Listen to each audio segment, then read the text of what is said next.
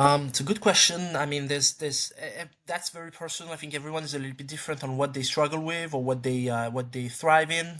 For me, I would say the most the most I'm gonna be very pragmatic, but I think what you struggle the most with is all the admin situation and uncertainty. I think it's a little bit underestimated by people how much struggle or challenge it can be to have the proper visa, to have the proper administrative situation, get your paperwork on done correctly, set up a company, which is what I did at the first time. So making sure you make the right choices in terms of company creation, um, and then finding the right people to work with, um, partners like accounting, all this kind of thing. That was really the main challenge I had at first.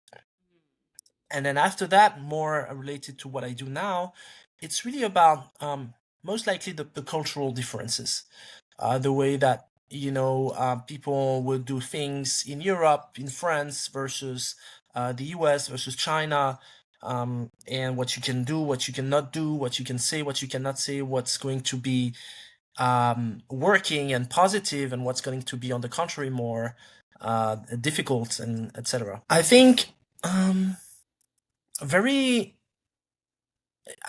very simply, in a way, is trying to understand the culture where you are into, basically, and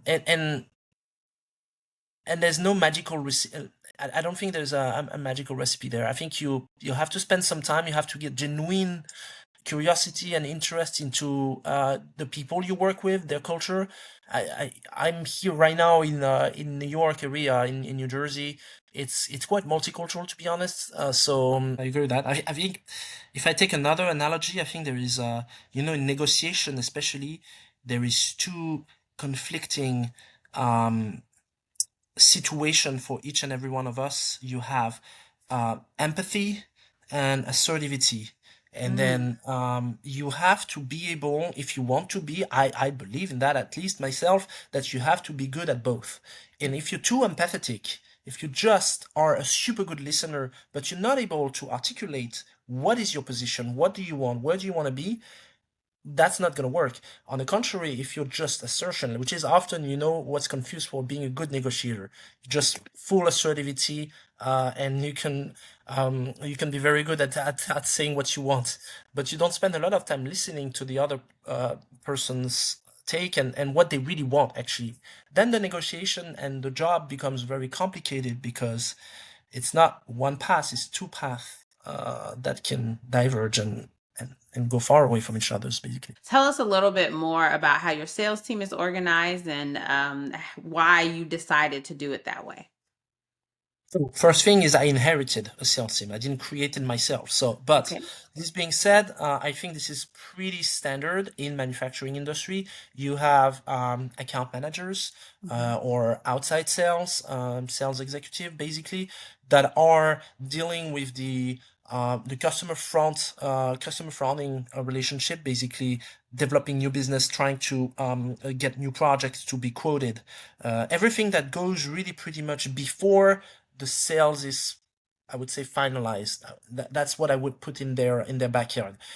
And I would say traditionally in manufacturing, not saying that it's the best uh, organization, but traditionally these people tends to be both hunters and farmers. Um, and then you have what you can call service department or inside sales that are here to support basically these projects that are coming in, and then making sure that they go through the whole process, internal process to be delivered basically to the customer. There is overlap here and there, account manager can be involved into some things and vice versa. But I think in general that's how it's organized. Um, and yeah, and for me, I would say the main challenge that I've discovered really early in my current organization is that confusion, really, that especially in manufacturing, business to business manufacturing companies, exists between hunters and farmers. People want people to do everything, and it takes just two different personalities, two different skill set, two different allocation of your time. So asking people to be bipolar, and it's really hard. Some people can do that, but I think it's really hard. So, what I've been working on most recently is separating that. So we have proper or pure dedicated account managers that are able to deal with a couple of accounts, and their mission is to nurture that relationship, making sure that the customer feel valued, feels that their needs is met every single time, that when they have a question they have someone to talk to,